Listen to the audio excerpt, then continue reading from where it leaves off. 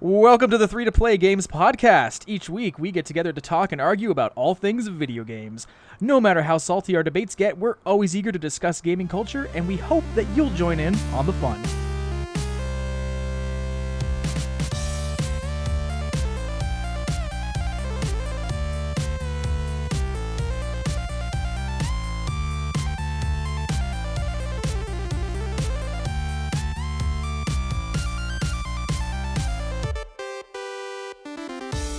Hey everybody, joining me on the microphone today is Brian. Tom? And my name's Josh. So welcome to the podcast. So Brian, do you want to start us off this week? Sure. I am playing the Mario plus Rabbids Battle Kingdom. I just downloaded that today. So that took up like all the space on your Switch then, you're saying, right? Yeah, I just started playing it when Josh came over, actually. So I actually didn't get to play too much of it. And I've been playing Dead by Daylight on PC a lot. My friends actually two of my friends just bought the game because they had a free weekend. I think it was last week or 2 weeks ago. So a bunch of people got to play it and they bought it. So now a bunch of my friends are playing it again and I'm playing it again. I think I have like 200 hours into that game. So What is it? Dead by Daylight is 4 people play survivors, 1 person plays a killer, and there's 5 generators on a map. You have to repair the generators while not getting killed by a killer. So it's Evolve. So it's a ripoff of that Friday the 13th game. Opposite. This game came out first, then Friday the 13th came out. Friday the 13th failed hard. This game is still successful. Did it? Yes, it did. This game, last time I checked, PC games aren't really successful. You know what, Tom? How do I shut this Skype call off? Is the big red button?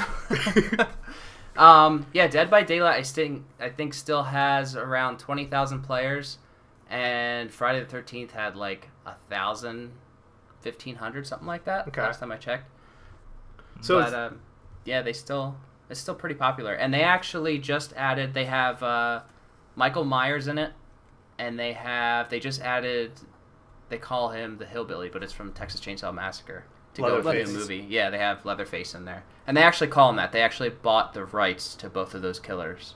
Nice. To add them in there. So, and they're pretty fun. So, Tom, do you want to go next? So I just finished playing Batman, the Telltale series, Season 1.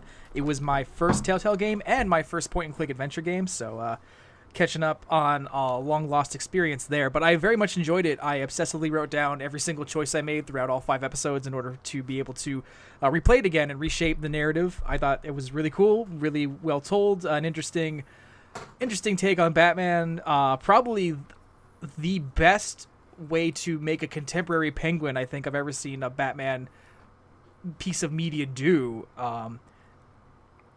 And I think it'd be really cool if like the movies approached it in some kind of similar way without just exactly copying it. But have you guys played it, and do you guys know what they do with them?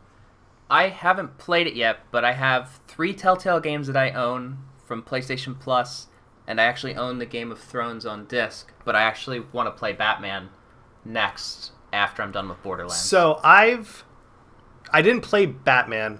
I've watched Batman all the way up to episode 4. Becca actually finished it just recently. She said it was really good. I really liked what they did with the Penguin. Yeah. I thought it was creative and it was different. Even what they did with a lot of the characters, the John Doe character in the game, I thought that was excellent. When John Doe showed up, I was shocked because I was just like, this game has done such a good job of reshaping the common like Batman starting out narratives that I was like, oh, I completely forgot I should have been expecting you. So, yeah, it was very, very well handled. I enjoyed it. The game is buggy as all hell, though. I'll say that.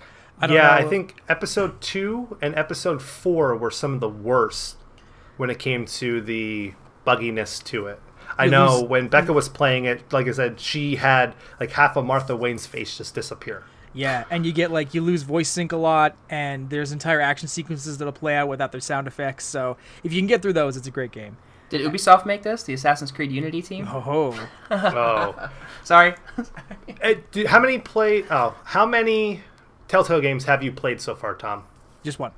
That was your first one? That was the first one. Okay. I strongly recommend Tales from the Borderlands. Even if you're not a fan of the Borderlands games, I strongly recommend playing it. It's one of the funniest games I've ever played. And there's so many references to pop culture in that game that it's genius. Very cool. Very cool.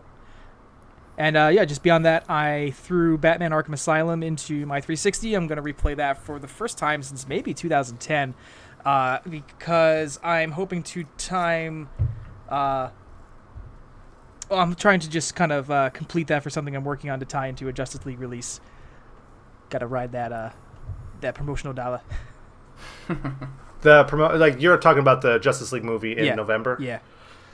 Cool. Okay. The approaching apocalypse that just kill my love of DC altogether.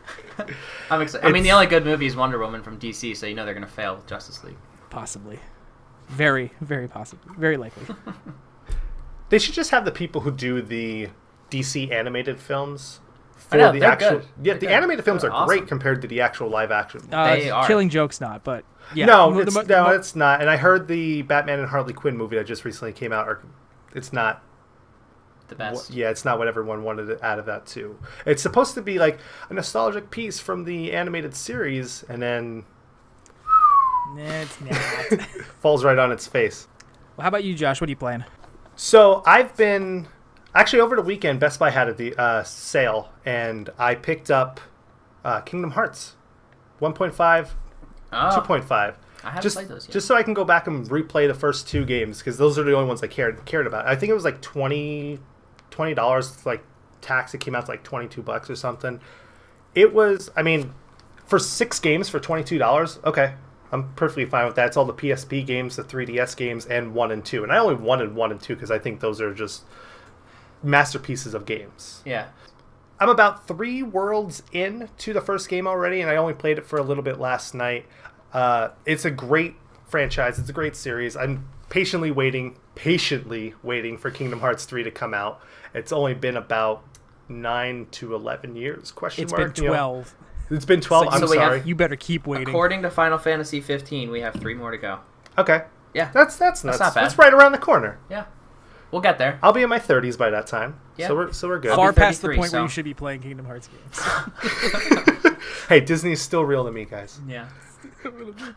You know, speaking of Kingdom Hearts, that is the dumbest thing I've ever heard of doing with video games. Let's take a game series and spread it across every platform known to man.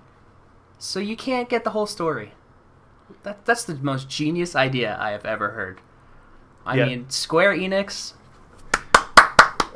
They took the Pokemon idea of you have to buy the same game twice, pretty much, just so you can get one. Yeah, you can get 5 different characters in those games, and they were like, you know what? We're gonna do it with 8 to 20 some hour long games. Some of the narratives in this game, and some of the narratives in this game. Let's just not milk you for money. Let's make you go out and buy a whole new console just to play our game. Just as God intended. Exactly. Do you guys think when they release 3, because 3's coming to every system apparently, do you think they're going to re-release 1, 2, and all the other ones on like the Xbox consoles for everybody? I really don't think so. Metal Gear know. Solid didn't get its Legacy Collection released on anything but the PS3 and then 4 eventually. There's the HD Remake Collection, but not the Legacy Collection with 4 in it. So 1 and 4. Here's a question. Do you think they're going to release it on PC since they're releasing Final Fantasy 15 on PC? What's the point? You know what, Tom? This debate's over. I don't even want... I'm out. Done. Well, no, Tom. I'm sorry. I'm going through playing Kingdom Hearts right now until something comes along. I think South Park's going to be the next thing that I pick up and actually play to completion. I might skip over Mario Odyssey until I see reviews come through for the game, because I'm not still 100% sold on Mario Odyssey. But South Park is definitely going to be the game that I'm probably going to sink the most time into this winter, this holiday. I will 100% be buying South Park because I played the last South Park, and that was the funniest game I've ever played in my entire life, and I love RPGs on top of that, so it had both of those things. but I definitely will be picking up Odyssey. And I have to. There's a wedding coming up. I don't remember whose it is, but I think I might have to skip that wedding. Guy. I don't know. Some guy. I don't know who it is. And some girl. I might play during the ceremony. I don't know. I don't know. Yeah. It's not that important. But if we all bring our skip Switches, we'll be able to play there, then, right? Are we all invited to the same wedding? I think so. Yeah. Okay. But I mean, it's a console. I'm not. I'm just showing take up. a console with you to a wedding. I mean, what are you talking about? That's craziness.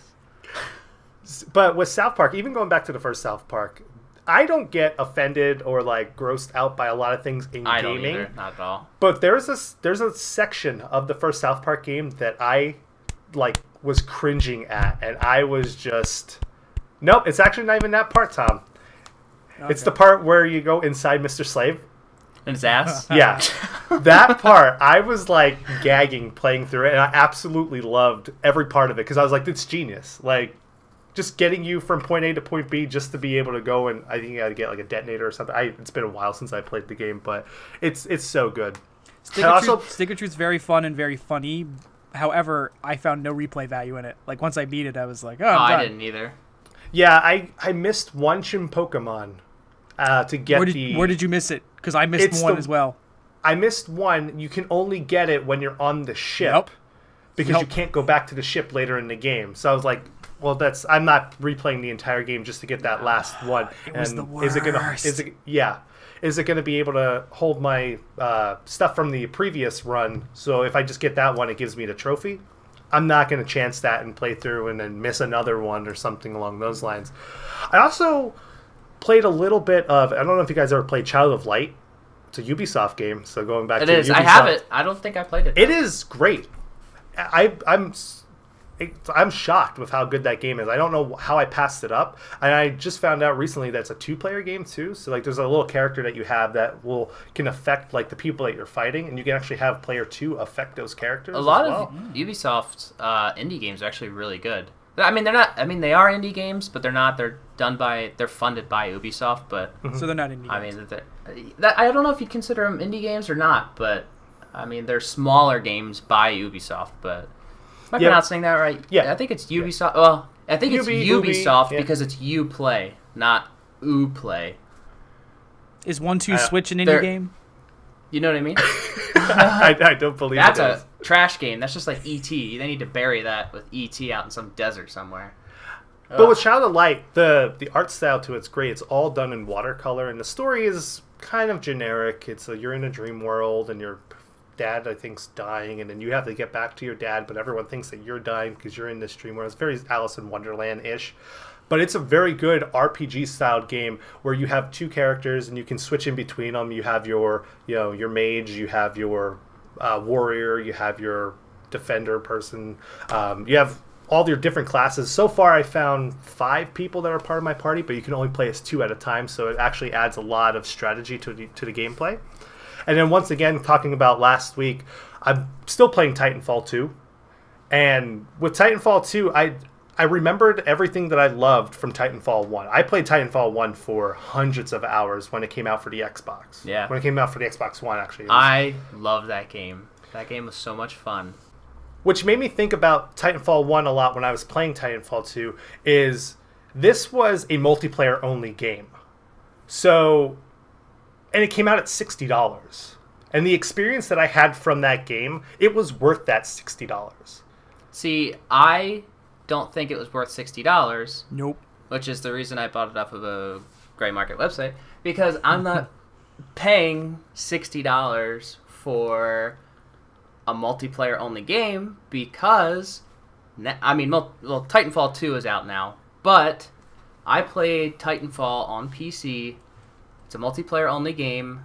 Yeah, I know you guys are both gonna, crucify me, but unfortunately for Titanfall, the player base of Titanfall dropped significantly, and it died. And now I'm left with a game that I can't play because no one else plays it, and it was multiplayer only. So, I gamefly. What am I going to do with a game that I can't play by myself now? It's just sitting in my library, and it's dead. I gameflied Titanfall 1 when it came out, and I very much enjoyed it. However, I was infuriated that the narrative experience, which I found honestly interesting, was locked behind, as you said, the multiplayer experience. And, I played it. I believe there's 8 chapters. I believe there's 8 campaigns that make up the narrative, and I played the first 6 through, and then when I came back the next day to get into 7, I had to wait to be matched with people who were up to that point in order to continue for me. And that day, I didn't get anybody paired up with me, so that's an entire day where I don't get to continue through the narrative. And it's like, I paid $60, and it's fun, but like, don't sell me an experience that I can only play conditionally, or I can only play in very, like, you know, variable circumstances. It's not a great way to release a game, in my opinion. Like, and if you're gonna hobble it like that, I shouldn't be giving you. Well, I mean, I gameflied it, but I was glad I didn't buy it. You know, I'm glad I didn't pay Correct, $60. You know, and I mean, just to give you a good example, so we were talking about games that we're currently playing. So Dead by Daylight, I don't remember what I paid for it. I think I paid for that in early access, which I'll never pay for again. But I think I got that for $15. That game is online only, and I paid $15 for it. That's how much you should pay for a multiplayer-only game. But let me ask you a question. For the experience that you had, you said you put over 200 and some hours into that game. Yes. Would you pay $60 for that experience? No, because I have no idea if this game is going to survive or it's not. And in a year, I mean, I can tell you right now, there's already 2 or 3 games out there that are trying to copy this exact... I mean, you have zombie games. Mm-hmm. There's a... God, I can't even count how many zombie games there are coming out. too many. Too many games, yeah. So this type of game, you can already see, is becoming the next trend, just like, you know, Battle Royale games. Mm-hmm. And there's going to be a better one. You know there is. There's always going to be a better game, but... Exactly. The thing is, there's games coming out that people need to make money off of the games that they're putting all this hard work into. What? Exactly. So, yeah, I know. It's so crazy. But there's all these games that come out at full release that are worth the price. You look at one of the top games in Nintendo's lineup right now is Splatoon. That game came out full price. That game is giving you free weekly downloadable content. So that's a great deal for Splatoon, but you're forgetting that Splatoon has a dedicated single-player campaign. I have not gotten to play Splatoon 2 yet. I know that, admittedly, Splatoon 1's single-player campaign was kind of on the short side, but it was there. You know, the $60 included something you could do alone, and I think that's kind of rewarding in a game experience, especially when, as Brian said, we're talking about online, and as I mentioned, we're talking about an online community where not everybody keeps up all the time. So it's like, if I don't have something to do when I'm not playing with people, why am I paying full price for this game? What about the people who do MMOs? They're online-only multiplayer games. How many MMOs are out there and succeeding and continuing? You know, you have WoW, which is your juggernaut of a franchise that releases expansion packs. These people are paying $60 for the expansion pack plus $15 a month to continue playing this game. So to say that they're charging, you know, it's okay for them to spend less than that because they're going to be getting that money back every month, like... They're doing fine right now, releasing the new expansion packs at $60, and there's new people joining that community every day. Well, that's a PC game, and I'm not going to make a pejorative comment, Brian. That is a game that's built into a system that you inherently expect to be online. I'm stating the effing basics, obviously, but it's right, like, of MMO games. But Brian was just talking about Dead by Daylight, and that's a PC game right now. Right. And he only paid $15 for it. I think Tom is more speaking of MMOs in general. You're right. Like, MMOs are ideal on a PC, not just because the interface and the design can be more ideally mapped to a keyboard and mouse and the system and everything, but it's inherently something that you expect to be online anyway. Whereas it's like a console, like, I can buy a console and not have an internet connection in my house, so I expect the titles that come out on it to reward me for my purchase 100%, regardless, because it's like, that's what this machine's supposed to do, even if it's not online. So can I talk about console games then? What about Elder Scrolls Online? That's a free-to-play game.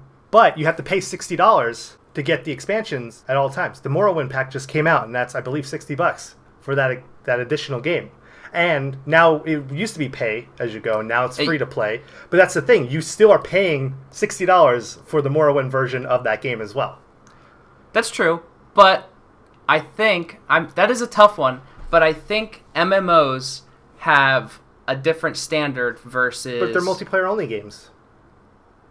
but their name strictly says massively multiplayer online. What about MAG for the PS3? That's a good example because you had to buy that game. Mm-hmm. Now it's gone, and you can't play that game anymore. Right. Let's look at the diminishing returns in the Call of Duty franchise, how each game gets criticized more and more for its single-player experience being dumb or being not that great or just being lesser in comparison to each one, but people just go, well, I'm only buying it for the multiplayer, and it's like, well, that's not an excuse. Like, then I should be paying less for these, these Mountain Dew ads, basically, Right. So, but let me go on another rant here when it comes to it. How many single player games would you spend $60 on? That don't have multiplayer included? Breath of the Wild. A ton. Okay. Super Mario Galaxy. Wait, are you asking how many I've recently paid for, or how many? No. I'm saying because we're talking about multiplayer games overall, and then we talk about single player games. This is what I want to know: is how many single player games have well told stories, and how many games have you bought at $60 and you absolutely hated it?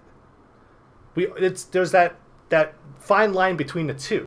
There's a lot of multiplayer games that you pay $60 for, and then it turns out to be crap. There's a lot of single player experiences that you pay for at $60 a pop that are atrocious. Well, the difference is, though, you can rent games and see if they're crap, or you can look at reviews and see if they're crap. Mm-hmm. But what about and you can refund games. Bethesda games? Bethesda doesn't even release their reviews until after the game's released. But you can refund games now too at a lot of places. If you buy them digital, or GameStop has their. If you buy their game and you don't like it, you can return it. But it still comes down to, if I buy. I mean, you're one person that has probably the biggest collection of video games that I know. You can still go back to games from the 80s and still play them to this day. Mm-hmm. But as I said, I mean, I probably can't even get into a Titanfall match now because it's online only. And there's games from, like you said, MAG. The servers are shut down. Right. Or Metal Gear Solid, one of my favorite franchises, I can't even play online anymore because they shut the servers off. And I understand when that's not multiplayer only, but you know what I mean. A lot of franchises and a lot of games right now that were multiplayer only have server issues. That they don't exist anymore, which I know that's a big area that people are worried about. But you have, like I said, we started with Titanfall. That game did so well that it made Titanfall 2. So Correct. They listened to what everyone was complaining about that game to make it better for them. You played Titanfall 2. Would you pay $60 for the experience that you had from Titanfall 2? Oh yeah, I did. I love that game, but I would not have bought Titanfall 2 if it was multiplayer only because of what happened with Titanfall 1. Something I think is important, and Brian has been mentioning this in the context of Titanfall, but it kind of applies to most multiplayer games, is if you're paying full price for a multiplayer-only game, and then, for any reason, it gets killed, and you're not guaranteed a refund, why is that fair, and why does that justify the $60 price? Recently, we saw the news that this fall, Battleborn is going to get a final update. Now, the developers have clarified that they're not canceling the game. They're just saying we're not going to update it anymore. So that's reassuring to a bit, but, I mean, to me, that just seems like a death knell. It means, look, we don't have enough faith to continue updating this title.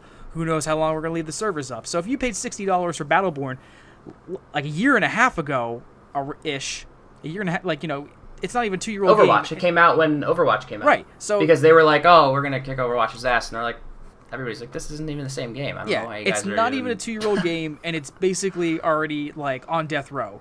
And if you paid $60 for that, why is that fair? There's nothing else you can do with Battleborn, right? Single-player game. Yeah, I mean, it's done. Campaign.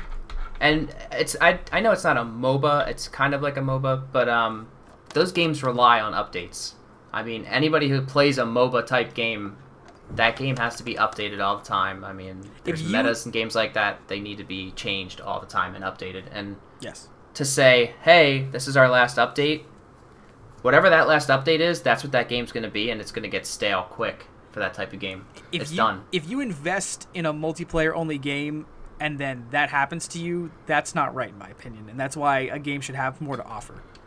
I understand that, but we talk about should you purchase the game at full price, and we talk about full price being $59.99, of course. Correct. In America, it's $60 for a new release. Yeah, RIP to all other countries who get charged, well, sometimes double. But how many times have you walked into a store and saw a game, a new release game, under $60? The first thought in your mind is, it sucks. It sucks, or it's not good, or it's a bargain game, or it's going to sit in a $20 bin. Now, there's been those some exceptions. Captain Toad Treasure Tracker. We have Captain Toad. We have the Ratchet and Clank re-release that came out on the PS4. Great $40 game.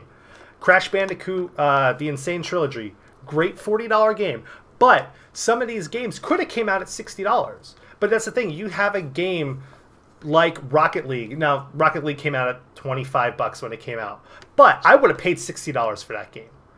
There is a single-player mode, and the single-player mode is pretty much just playing with bots the entire time. There's nothing special about it. But I would have paid $60 for that game when that came out because of the experience I have. I have over 600 matches, I think, in that game played. I don't know. I can still argue with that because I did not buy Rocket League when it first came out because it was multiplayer only.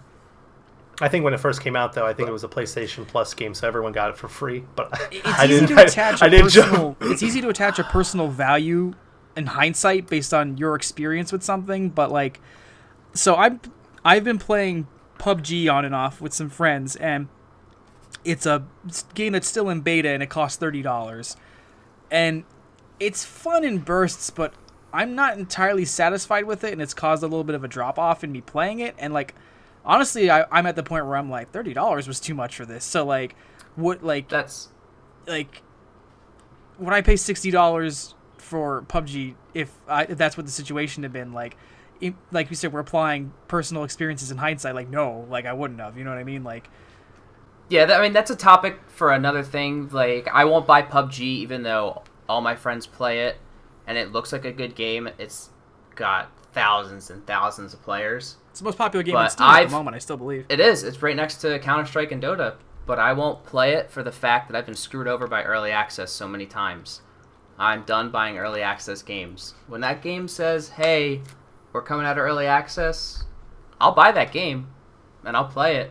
But until then, but that's another discussion. Early access is a completely other topic that we're going to dive into here in the next couple of weeks. But I won't buy multiplayer only games unless they're at the right price. And like I was saying about Rocket League, I did not buy that right away for months.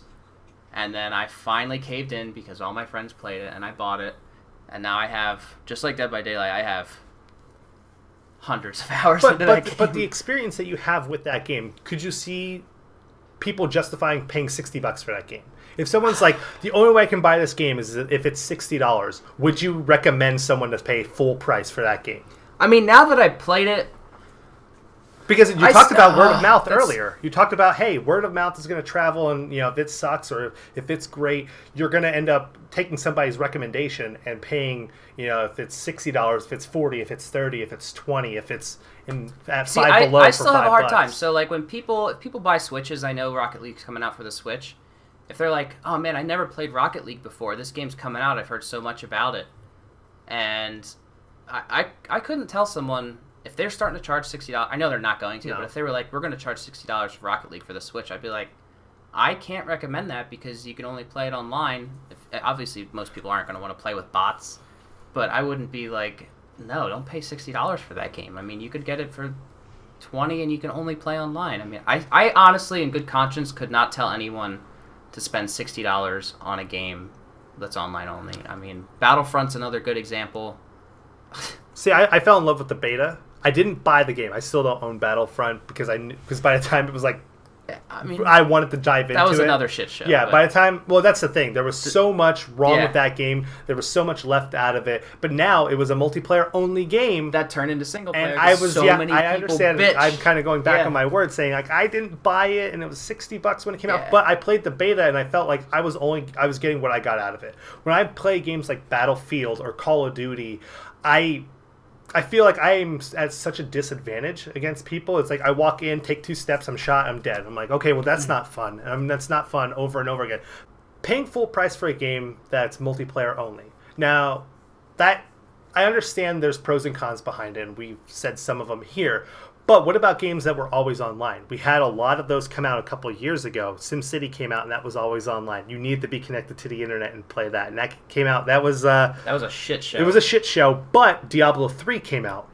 Shit show at first, completely redeemed itself, and is one of the best games in the past 5 years. Well, I think that's less of an argument on the value of a game and just the convenience of user experience. If you remember when the Xbox One was announced and they were like, this console is going to be this console is going to be always online, and people lost their minds over that because for many people it crippled the gameplay experience. They were like, well, what if you live in places with shoddy internet, or what if you can't afford internet but you can't afford a gaming option? Just so many scenarios, and Microsoft's initial response was deal with it, and then they had to scrap it because it's not an ideal experience to the overall market.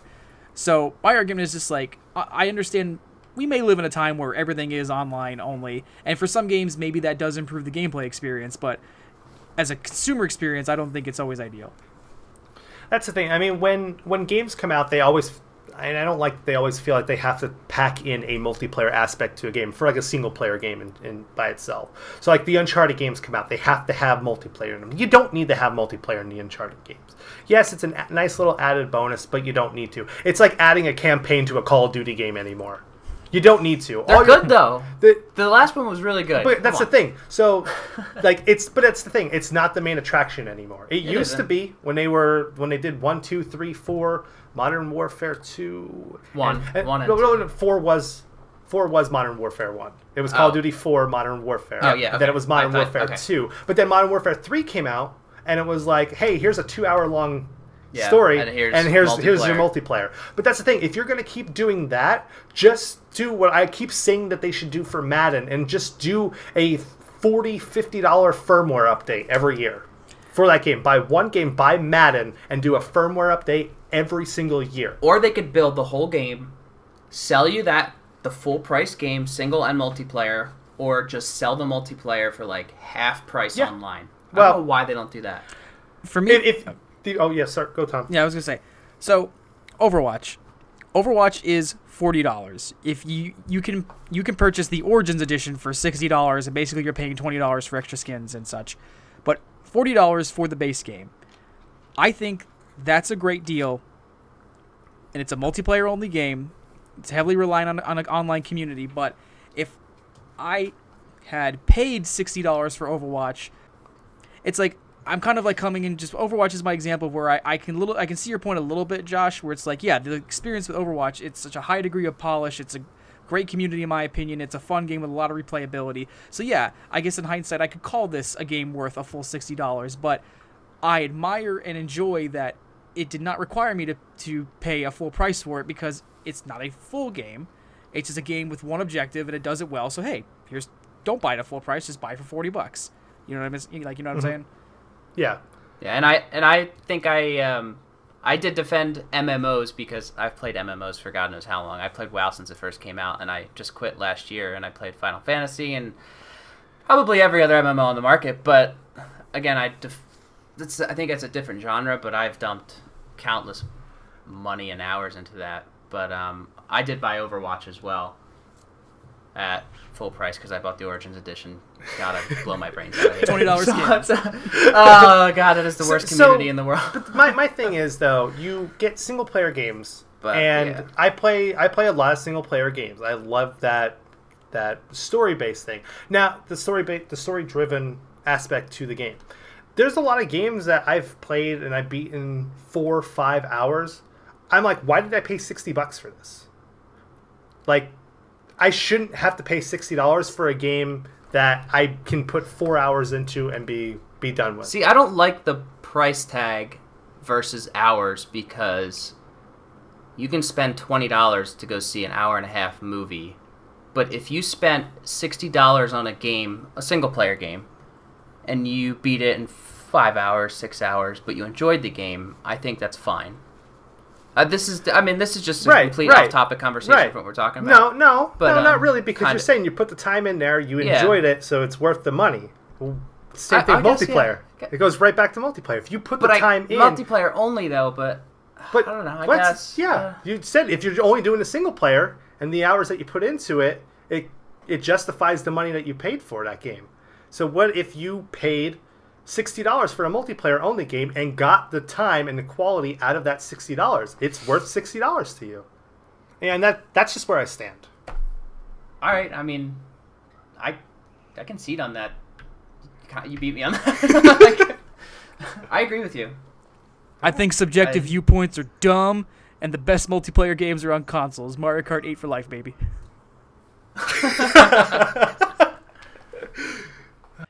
Yeah, well, you know what I pay full price for? A good video game movie. Good luck with that. It doesn't exist. Well, so speaking of Street Fighter, but it hasn't been topped. I paid full price for Street Fighter, and I'd do it again. I actually own Street Fighter on Laserdisc. Nice. Street Fighter, the movie, the video game, the movie, the video game? No, just the first part. Oh. Did you guys see the trailer to Tomb Raider? I did, yes. And I can't wait.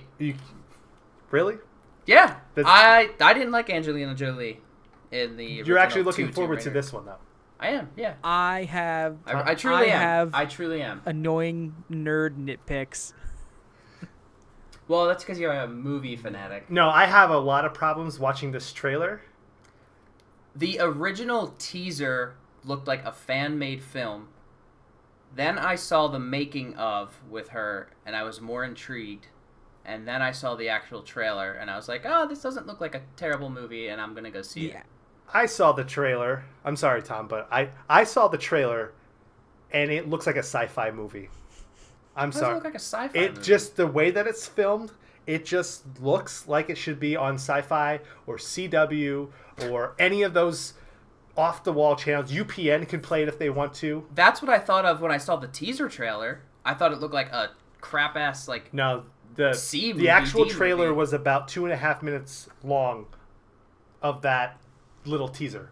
I was just like, it's the same thing over and over again. It was pretty much the intro to the remake game. Well, but it almost is, and my problems with it lie in that I'm a little annoyed already at what plot choices they're choosing to take and or make up for themselves. I haven't played Rise of the Tomb Raider, but what I thought was really great about Tomb Raider 2013, the reboot, was it was this intimate survival thriller with personal stakes, and within the first 10 seconds for this trailer for the Alicia Vikander movie, it's, oh, Laura, you have to save the world. And it's like, fuck off. No, she doesn't. Like, it can't just be... How do you know? You haven't seen the movie. I'm already very disinterested, because it's like, why... Like, you know what was refreshing about Spider-Man Homecoming this summer? It was Peter Parker trying to stop a bank robber instead of saving the universe. And we're just caught up in, like, having to have the stakes as high as possible. I don't know. I'm annoyed already. I'm surprised you guys didn't hear me roll my eyes when I watched that trailer to the part where she grabs the two guns at the end. She's like, I'll take two. Because it seems like... I agree with you completely. Because you remember in Tomb Raider when she gets her guns for the first time and they don't, like, put a spotlight on it? It's just like... It felt like a natural thing. And in this, it's like... You're talking about Tomb Raider, you're talking about Tomb Raider 13, 2013, right? yeah. 2013. Yeah, Tomb Raider 2013. So the thing is, when you get to the end of that game, spoiler for a game that's been out for over 4 years now, but when you get to the end of that game and you're at the final boss and something happens and she goes and she picks up the two pistols, I like marked out playing that part. I was like, oh my god, she has the two guns. It's the only time in the game that she was holding the two guns. I was blown away by it. It was like a perfect thing, like a perfect nostalgic trip right there. And then in the trailer, I'll take two guns. Yeah, it was a payoff. Well, there's two different things though. So they have to. So there's. I'm gonna go on the negative side of things first. So like in the first Tomb Raider, when she kills someone, she doesn't. I'm pretty sure she throws up. She gets sick because she's never killed anyone before. Well, when you say first Tomb Raider, are you talking about the first Tomb Raider game, the first Tomb Raider movie, or no Rise? Or the first 2013. Okay, yeah. Because she's never done it before. That's the first time she's ever done it. She vomits. She's like, oh fuck, I just killed someone.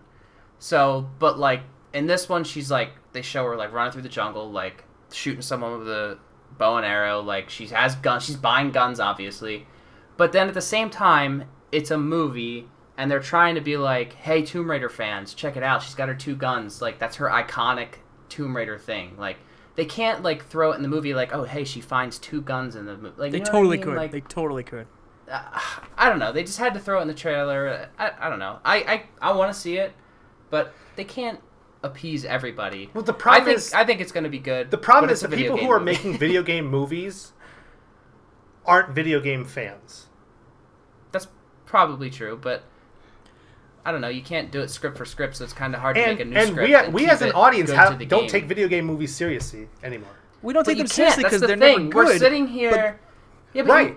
We're sitting here critiquing it because we're huge video game fans, but you can't go into a video game movie and be like, this is going to be just like the game. This is going to be perfect like the game. But you have to go in and be like, this is an action movie, or this is a whatever movie based off a video game. And be like, that's all you have to expect. You obviously problem. Oh yeah. You obviously can't adapt mechanics, but like I was saying earlier, Tomb Raider 13 is very specifically a certain type of story. It's a coming of age narrative wrapped in horror survival. Oh shit, I'm on an island full of people who want to kill me. I got to learn to be braver and stronger than I ever thought I was in order to save my friends and my possible girlfriend and get out of here alive, because what's a more compelling reason to do anything than your life's on the line? And like I said, it just seems cheap and kind of lame. Like Josh, like was previously said, these movies aren't being made by video game fans.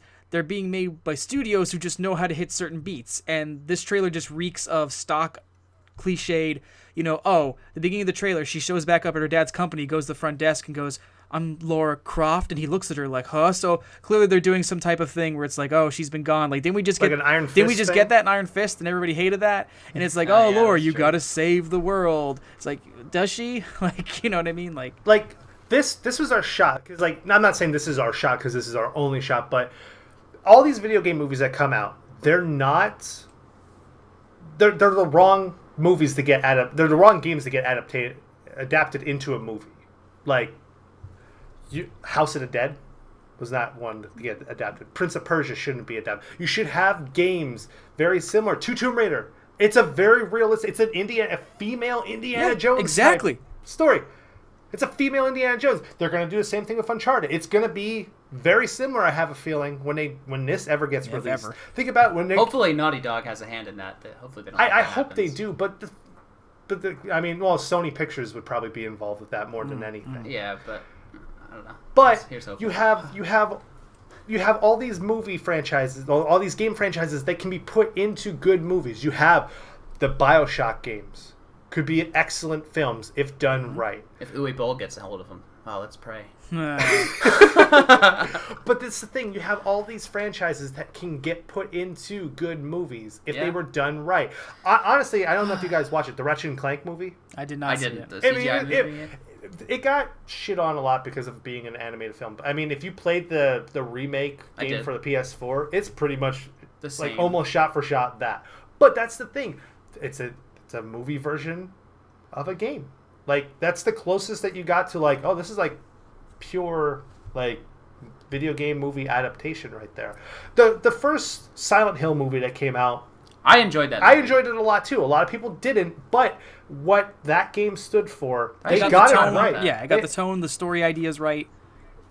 Yeah, they even got characters from the game in the movie, which is mind-boggling to actually do. Put some of your actual, like, iconic characters or your villains in the actual movie itself and say, like, this is everything you know about this game. We're gonna tweak it a little bit because it's a movie. And it's one of the only movies that Sean Bean doesn't die in, too. You know how many great survivor thrillers we've gotten in the last couple years alone? Do you remember when The Shallows was the surprise movie of the summer and Blake Lively delivered Blake Lively delivered a performance that nobody thought she had in her? And what was it? It was a female-driven, action-ish horror movie with personal stakes. And, like, it can be made. It can be done. It's just that, like, they seem to be leaning into Tomb Raider being a type of movie that they expect, oh, well, we have to appeal to the gamer boys in the middle of the middle of America. It's like, no, just make a good movie and people will go see it. When you try to fit it into certain kinds of shapes and frames, that's when you ruin it. Like, Lara Croft doesn't need to save the world. Lara Croft just has to go on an interesting adventure. Like Josh said, in an Indiana Jones mold. Like, Indiana was never trying to save the world. The things he was after had global stakes, but the journeys were always personal, you know? Just do that with good action, and boom. But I'm hesitant right now. I'm very hesitant because, once again, it is a video game, the movie adaptation, which I'll hold my breath after the Assassin's Creed debacle that Did you came guys see out that? last year. I did not. I did. I don't want to. I was hoping it was going to be good because of who was in it, but it wasn't terrible, but it wasn't great. Well, just where It wasn't good. the biggest problem with that movie is that they said so much of it in the present day, didn't do that much of the flashback parkour assassination stuff, and so that's what I'm saying. Like, studios don't know how to handle these movies, so they take out the good parts of them. Yeah. I mean, you wait. There's going to be a Call of Duty movie. It's going to be the best movie video game. I've already seen Lone Survivor. So this Friday coming up is the Super Nintendo Classic. Yeah. Did you guys get yours? Did you get I one didn't get a pre-order? pre-order on it. Are you guys going to get one? Gonna try to get one? I did want to get one, but I play all my games on emulators on PC, so I don't see the putting money into it is really worth for me getting one, because like I said, I just play my games on my computer and I have the controllers on here, so I do kind of want to get one just to have like a little mini Super Nintendo sitting under my TV. But all those games I play are probably the games that I would play, but like I said, there's no point for me to get one. Plus, you'll have one if I ever want to come over and play one. I actually got mine pre-ordered. I will be able to pick it up on Friday, I believe, when they get released. Tom, did you I get didn't one? bother because You I did- didn't get I couldn't get an NES Classic. Okay. People like Josh buying 3 and selling 2 on eBay. No, but I did know. not sell a What? single one. No, he didn't do that, people. I Don't listen gave to one him. to Rocco as I gave No, one he- to Rocco as a best man gift. But you know And I people gave do that. one- You know people do that. Oh yeah, Oh yeah, my I know. God, And yeah. I mean, you guys know I absolutely hate resellers. Oh, yeah. resellers, Scalpers are the scalpers. I hate worst. all of that stuff. When I got the 3 that I got, I have one for me. I got one for my best man as his gift, like his best man gift, and I gave one to our neighbor for a Christmas present because his mom's like, if you can get one, please get it to me. Give it, get one for me, and I'll give it to him as a Christmas gift. And he he loved it. Did you see that? He had to think about the third person because he didn't know. He had to like. It was who actually, could I say? Who could I make up for the third person so people don't think I'm scalping them? Yeah, it's only my next door neighbor. No big deal. I legitimately wanted to get an SNES Classic. There's a lot of titles on there I have yet to play and I'm very interested in, but I don't know. I'm not holding that hope that I'm going to get one. You know, I actually forgot. Maybe I will pick one up because I forgot. Isn't Star Fox 2 Yeah. going to And be on there? And that's yeah. not Brian, released. Secret of Mana isn't. I'm pretty sure Secret of Mana 1's on there, isn't it? Cut this out if I'm wrong, but I'm I pretty have sure that. it is. Oh, Yeah, he has it on his PC I have tab. 2 copies of Secret of Mana on SNES. I don't. the back. I don't I have have the one copy, cartridges. Brian. Just, You don't just have one saying. copy? You don't even I have would any like to copies? take- Oh my I'll god. take it- And I'd actually, I like have to take Secret of that one. Evermore. If anybody's ever heard of that classic, that game's pretty fun. But with this coming out, there's probably going to be an N64 Classic coming out next year. Yeah, baby. I hope so. Yeah. Maybe Well, they'll change the controller and it won't be for people with 3 hands. Leave us alone. What games do you guys want on that if it ever gets? I mean, it's inevitably going to get released. Are we allowed? It Are we allowed has to pick to. whatever we want? Is this dream? We could, yeah. It's completely open. It's the entire catalog. It's not going to be any of those. Well, Microsoft actually owns Rare, Yeah. so you're not going to be able to get this set. We're of not those games kind there. of nerds. No, we're gonna open it up to every game that came out for the N64 that you're able to. Bitchin'. All right. So does anybody want to go first? I can go I mean, first? can go first. I mine's wanna the go- definitive, okay. but you guys can go. The You guys can definitive? go. All right. So my top 3 would be. I'm going to start at the bottom this time. So if anybody Oh my remembers, God. I started with my number 1 last time. So I'm going to keep it, I'm gonna get it. We're never gonna know Yeah. what number he's picking from next. And I don't know how to count either. So my number 7 is. All right, so my number 3 is Diddy Kong. My Racing. boy. Yeah. So you're saying Crash Team Racing ripoff? Oh, whatever. Yeah, no, the better game of Mario Kart, which they should have kept going and got rid of Mario. Hey, can I just Mario Kart can I just do sucks. this? We're gonna do a little crossbreeding with our list. Diddy Kong Racing is actually on my list as well because Diddy Kong Racing was the Is best kart the racer of best. its generation. Mario Kart Of all 64 time. is for weenie little kids. Diddy Kong Racing Yep. is the best. Yep. The only reason people bought Mario Kart is because they saw Mario and they're like, oh, I gotta have that Mario racing game. I will tell Diddy you, Kong Diddy Kong is Racing the is best. not on my list. So No. you guys are good. Well, I mean, he's a loser, obviously. Right. And then my number 2 is Jet Force Gemini. Oh, it's good. Tom, you ever play that I game? enjoy it. It's good. Yeah. I played it. I bought it at Kmart when Kmart was going out of business. It was like 75% off. I picked it up for like $3. I was like, okay. So, just a little story on this. I got Jet Force Gemini for my birthday one year. I don't remember how old I was. I mean, I think I was like 12 or 13. And I got home, and my friend lived down the street. And I put it in my console, and my friend's like, my mom's going to pick me up soon. Do you mind if I try it? I was like, sure, dude. Go ahead and play. 3 hours later, his mom hasn't come to pick him up yet, and I haven't got to play my birthday present. Oh, man, I'll never forget that. Chris, if you ever listen to this podcast, I still hate you, and I still play games with this kid. Oh, bastard. My number 1 game is Castlevania 64. That was probably, I think, that's probably the first horror game that I can remember. I remember being in the maze in that game and getting chased by the stupid dogs and freaking Frankenstein with the chainsaw. Mm-hmm. Scared the shit out of me as a kid. But that game was fun, and it was just an adventure game. Dracula, horror. Goes along with his number 1 game of last week, or number 1 NES game. Yeah, number 1 NES game. Yeah, number 2 and overall. I loved my Battleborn. I loved horror stuff, and it has all the beasts. And I remember playing against Dracula at the end of that game, where he's giant and takes up like the whole screen.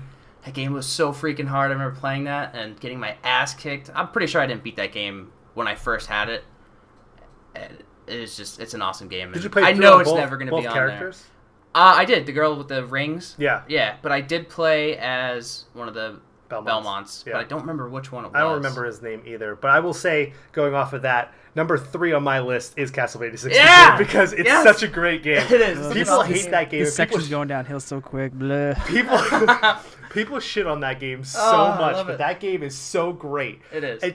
It's once, like Brian said, it's a great horror game. The atmosphere to it is amazing. Creepy. You don't know what to trust, who to trust, what to believe in that game. Mm-hmm. You can play through with 2 different characters, which is 2 completely different experiences in the game overall as well. Mm-hmm. And if you want to throw a little sidebar on that one, you could also do the remake that came out later down the road. The Shadow. I don't remember that. I don't remember. It was the one with the wolf on the front cover of it. Oh, I do remember that. Yes. Yeah. I do remember that. Yep. That was the other. It's the same exact game. Legacy of Darkness is what it was. Yeah, I do. I never played it, but I do remember that. It's the same game. It's just it was like the director's cut version of it, so it had more stuff added to it and made the gameplay much easier for everybody because we like playing hard games here. Of course, yeah. I do remember it. It made it easier because he was like super strong and he could just beat the shit out of everything. Number 2 on my list, Pokemon Stadium.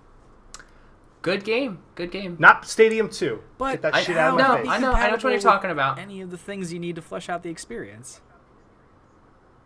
I don't care about that. I just want the actual battling mechanic to it, the Clefairy mini game to it, the Rat-a-tat race. I remember when that first came out, I was a little disappointed because you just went from gym to gym and area, but it wasn't like a full-fledged game, but I still spent hours playing that game. Oh my god, and the multiplayer aspect to it, like you just sit there with your friend, you battle each other back and forth, you pick your 3 to 6 Pokemon that you want to battle each other. Whoever had it's like I have an Onix and I have a Vaporeon is like shit. Josh, would you you're gonna get the upper full hand. price for Pokemon Stadium? When that came out, I did pay full price for Pokemon Stadium. Couldn't you? I could be wrong, but couldn't you upload the games from the Pokemon from the Game Boy? Yeah. Up to the Yeah, that's what he Stadium? was talking about. How you're going to utilize that in the N64 I Classic. just thought of something because you brought up Pokemon Stadium, and this is interesting. Not to divert this too hard, but the N64 Classic has to have 4 controller ports, right? Mm-hmm. I'm just curious because they've been usually so compact and depending on what games are going to be included with it. I mean, if you put Mario Kart 64 in there, you definitely have to. They're probably going to be like USB controllers or something.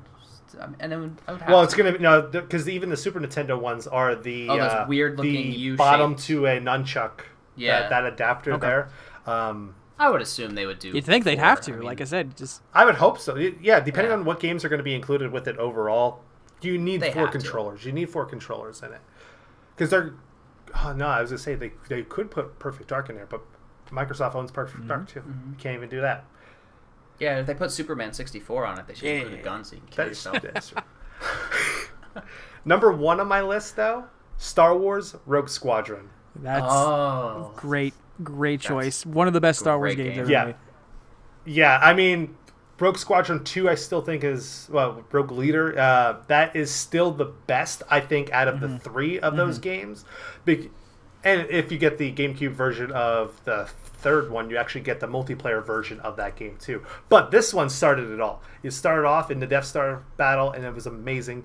Then you go to Tatooine, and you can ride the T-16s around and shoot womp rats, just like like they talked about in the movie. But all those scenes that you loved from the movie, and there was an actual great, compelling story in that game that followed one of the best Star Wars characters that no one ever talks about, Wedge Antilles, to all the way to the end of the game. It was a great game. It's a great dog-fighting flight mechanic, like flight simulator game based in the Star Wars universe, except for the escort missions. I would just give it The train missions was unbearable. Yeah. In any game are terrible, except You for let the Resident train. Evil 4, You am I let the right, train Tom? get this. Yeah, Resident Evil 4. The whole game of Resident Evil 4 is No, seriously, Rogue Squadron. Exactly. escort mission. And they didn't do a bad job. But yeah, Rogue Squadron was awesome, and I remember playing that game. And it's so I actually funny enjoyed now. playing that on PC, I will say. I own that on PC, and I can still play it. I don't have to. I remember Rogue Squadron came out pre Phantom Menace, and like in 2000, somebody found in the code for Rogue Squadron and like blew up online that you could unlock the Naboo starfighter if you put in this cheat code that they buried a ship in the game for a movie that hadn't been released yet, and because we lived in the days, before Reddit and everything, it took people forever to find, and when they did, it was like, oh, what? Very cool moment. Yeah. Like that game a lot. And just thinking about it now, like I can even still think about it like in my head, like this game looks like Star Wars. The graphics are so good, but I bet if we go look at it now, it looks god That game awful. had that rumble pack. Yeah. In the back, and it was like, oh my You're god. getting shot at. Oh The my Nintendo God, 64 it's so Classic will require a memory pack under the controller to save your games. real. I don't know. It better not. It's only gonna hold 8 megabytes of storage, so you're gonna have to buy like 10 of them. And you're gonna find them everywhere in your house because you can't keep them in one spot. Tom, we saved the worst for last. So the definitive list of games that need to be on the N64 Classic for any copies of it to move are, as previously mentioned, Diddy Kong Racing, the best kart racing game of its generation, the game that Crash Team Racing ripped off egregiously. Actually, Crash Team Racing came out before. Diddy No, Kong, it did I not. believe. No, it did not. Fact checker. Google. Crash Team Racing. Did it come out before Diddy Kong? Diddy Kong Racing came out in 97. Crash Team Racing 99. Oh, okay. Crash Team Racing came out in 1999. Copycat. It's a game so... Copy. What is Diddy Crash? Kong Racing? Yeah. Oh, he's a Bandicoot. 97. Oh. Copy Bandicoot. So there you go. Diddy Kong Racing, a game so good that Naughty Dog had to rip it Copy off for their game. Yep. 2 years after. Anyway, yeah. Why do I want to race with just carts? Maybe I want planes. Maybe I want inner tubes with engines attached to them. I don't know. I want options. Exactly.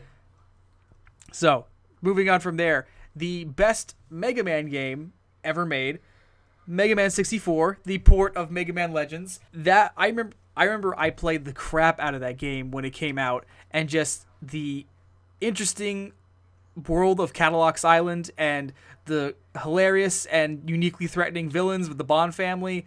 It was a good story, really great to explore. Really good character building, like as you can customize all his weapons, you can do tons of fun side quests. It's a great game. I love it. I would love to see it included. It won't be at all, but because Capcom hates Mega Man. But what? I'm gonna interject right now what? with if it ain't broke, don't fix it, because the Mega Man games are great. All of them, all the way up to they started going into this whole 3D world and this 3D shit. I don't need this 3D glory, person. 3D glory, Josh. I don't need to see all the mega powers that came into that game. So maybe that's what's wrong with Josh, because I was gonna say I liked Mega Man 64 as well, and I remember playing that game and loving it. Same thing with Super Mario 64. Maybe Josh had a problem going from 2D Josh, to can I ask a 3D. question? Maybe something wrong Yeah, with his Josh, eyes because he do doesn't you wear only see the glasses, world so- in 2 dimensions? Like, are Maybe Brian and I that's just wrong like with it. flat sprites when we hang out with you? Like, Yeah. I clearly won Castlevania 64 Oh, on I the guess that's true, N64 yeah. Classic. Yeah, that's true. Maybe that's because So it's your favorite. I don't know, NES. Josh. Who I think knows? you There's were something born without wrong a with third dimension. I think you just. I think Super Mario World was my third game of all time. Brian, we look like Oh, Paper Mario. that's still We look like 2D. Paper Mario characters to Josh. But I did include it in. Yeah, there's something wrong with him. Let's see what your first game is. Maybe he'll get sick of that. 'cause The it's number a one great game that needs to be on the N64 Classic is WrestleMania 2000. The Oh, actually, I will say WrestleMania 2000 is the best WrestleMania game out of that Yeah. franchise. THQ's Fuck No Mercy. masterpiece. What'd you say? Fuck No Mercy sucks because they took entrances out. You don't get to see the entrances. Yeah, It was like I know. You know what was so cool about WrestleMania 2000? It's that in its vast character customization suite, you could assign your customized wrestler an entrance based off of anybody in the game, and you could watch them come down to the ring, and you put you in the experience of reliving and telling your own wrestling storylines. So when No Mercy took like entrances out, it was like, "Buh, how?" It was Yeah. great. Love it. I still see it endlessly played and modded today. I think it needs to be on the N64 Classic. It won't be because of all the likeness rights they need to get from the families of dead wrestlers, but AKA Owen Owen Hart, Oh. Chris Benoit, Test, Eddie Guerrero, Crash Holly, all these people are dead. China! China's dead? Dude. she's been. Yeah. What happened? Did she get banged to death? Don't cut that. Oh my god. We're going to lose all of our followers. Oh man. Well, Alright, you Brian. can cut Brian that. comes out of the gates there. Now No, I'm yes. sad. WrestleMania 2000 was out of all the wrestling games that came out for the N64, and that's the thing. When you think of the N64 and like sports games, like everyone immediately goes to all of the wrestling games, all of the wrestling games that came out, and NFL Blitz. All of the wrestling And games. NFL Blitz, yeah, that was fun. And NFL Hits, that was a fun game too. Yeah, Man, they need to make a new NFL Blitz. I would buy a football they game. did a couple years ago, and no one bought it. Well, I would have if I knew it existed. The best wasn't football that game of good. all time is Mutant League Football. And Oh, I think I remember that. Couldn't you like take people's heads off? yeah, you and were stuff? zombies yeah. and Frankensteins fighting and everything. That's It was right. great. it was a part of the Mutant League series, which Mutant League Hockey is amazing. Which is, I love it. It was running off of the NHL 95 or 96 engine, but it was like, you could like, Was that on Genesis? yeah, Ah, yeah. I have remember it. that I game. currently That have game's it. fun. We should play thanks that to sometime. my lovely fiance. Defiance. High five, Becca! Woo! Alright, before we go, now that we know that Josh hates every 3D game known to man, does anybody else have any confessions they want to fess up to? I got something I guess I should get off my chest this week. Oh, here we go. All right. Here we go. I have never beaten a traditional RPG game that wasn't Pokemon. Ever? Like Final Fantasy? I have picked up and started multiple Final Fantasies, Chrono Trigger, several other traditional turn-based games. I never get to the end of them. And I'll tell you why. My problem whenever I pick up and play a traditional RPG game is I don't grind. I get so wrapped up in the story that I start barrel-assing through the game to get to the next point in the narrative. And it, without fail, I always arrive at a point where it's like, you're not strong enough to get past here. You should have been grinding. You should have been collecting shit. You done fucked up and you ain't getting past here. And then boom, I'm done. I never got past disc 1 of Final Fantasy VII because I got to some dragon and then I couldn't get past it. I get killed at the first battle of Seymour in Final Fantasy X, and then there's nothing in that area to grind with, so just give up and go home. I got to the Underwater Kingdom in Chrono Trigger with the bosses that are 2 orbs, and didn't get past them because I wasn't ready for it. Just any kind of classic traditional RPG where you're supposed to be doing it a certain way, I've never beaten it. Do you consider traditional RPGs JRPGs? Is that what you're talking about? Japanese RPGs? No, because I never finished Paper Mario. Oh my god! Jeez, Tom. What did you do? I want to throw up right now. I just, like I said, I barely asked my way through it.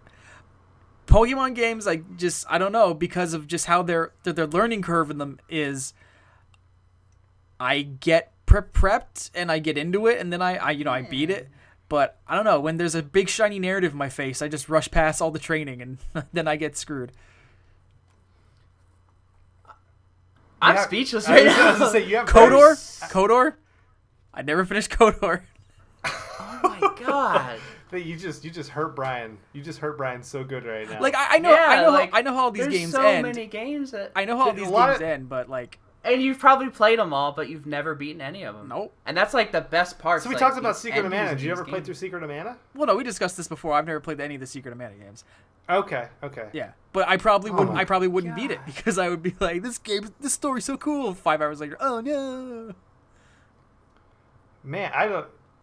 That's disheartening.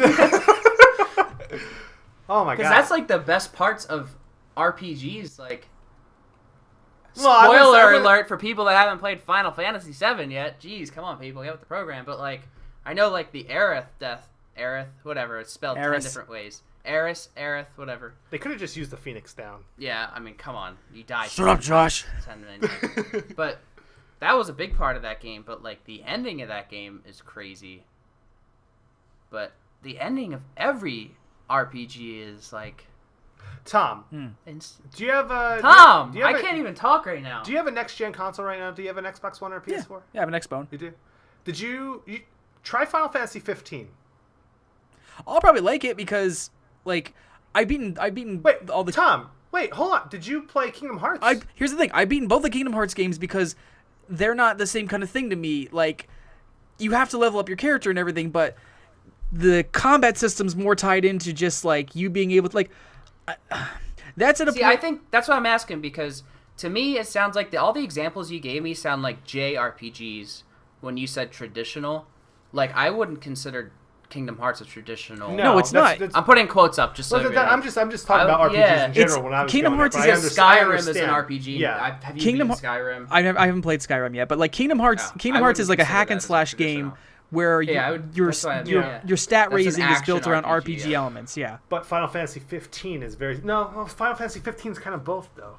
Yeah. Because there's some parts you do need to be well leveled. Oh yeah. I would consider that a JRPG, but it's Tom, I think you would actually enjoy that. That's one of the first. I think it's the first Final Fantasy game I've actually played to 100% completion. Okay. I went through, did everything in that game. You get the turtle, the big ass turtle at the end. I got the turtle. Nice. I got the turtle. You're gonna cry. I did the turtle at the end. I also did all of the legendary weapons in the game too. Which there's a boss where it's like, all these bosses are like level 100, and then there's a boss that's like a level, I think like 120, and I'm like, wait, what? No, I can't go up any higher. I can't level up anymore. What's going And it's so good. Do you plan on playing Final Fantasy VII when it comes back out, the remake? Yeah. Are you gonna? I mean, like the whole thing. Well, Tom, I'm interested in it, but like I said, like it just comes down to my habits as a gamer. So I mean, I don't know. Because I mean, I know we discussed this during our first podcast, but RPGs are like my number one favorite genre of games. Tom, did you ever play Quest 64 for the N64? I'm aware of it, but no, I've never played it. It is the worst RPG of all time. I've played that game. I very much enjoy the RPG genre, and I have fun with it. It's just like I said, like a lot of these classic games, I just don't. My priorities are just like getting through this cool story, and then. What about Super Mario RPG? I never played it. What? Oh my god! When I get the N64 Classic, Tom, or the Super Nintendo Classic, oh my god. That is Square Enix. That's a confession inside of a confession right now. We got confessionception. Between Chrono Trigger and Super Mario RPG, that is Square Enix's like. Tom, let's just start you off on Final Fantasy Mystic Quest for the Super Nintendo. I actually like that game. Isn't that baby's first Final Fantasy? That's the worst Final Fantasy ever, but because they made it for Americans, because Americans are stupid. But this fantasy is supposed to be the last one. How is there 7? No, they literally made Mystic Quest because the Final Fantasies were too hard for the PAL region. Yeah. So they made Mystic Quest to be super easy, and it's pretty much the laughing stock of Final Fantasy games. My God. But I ruined Josh's day. Oh, I can't believe you never played Super Mario RPG. that's crazy. Well, Yep. on that note, Yep. Damn. let's just end the show, Tom. Yeah, I can't do this anymore. I don't even want to talk to you. And we really need to end the Skype call. I'm just looking at you makes me want to throw up. Making me sick. Well, now that I've ruined everyone's night, we just want to remind you that you can find free-to-play games on all sorts of internet places. We have a WordPress blog. We're on Facebook, Twitter, Instagram, and our audio adventures are hosted on SoundCloud and YouTube. The YouTube version has awesome video feeds that you should totally check out every time. Do it. Be sure to like, share, and subscribe any chance you get. Any feedback or support you can offer us is totally appreciated. By finding us on our social medias, you can join the discussions we've had today, share your own top list, tell us what you'd like to see on an N64 Classic, or share your own jaw-dropping confessions. Basically, basically join me in ruining Josh and Brian's night. And most importantly, you'll be the first to know when new episodes drop. And until our next episode, this has been Tom, Josh, And Brian. and remember, you may not finish an RPG, but you did finish this podcast.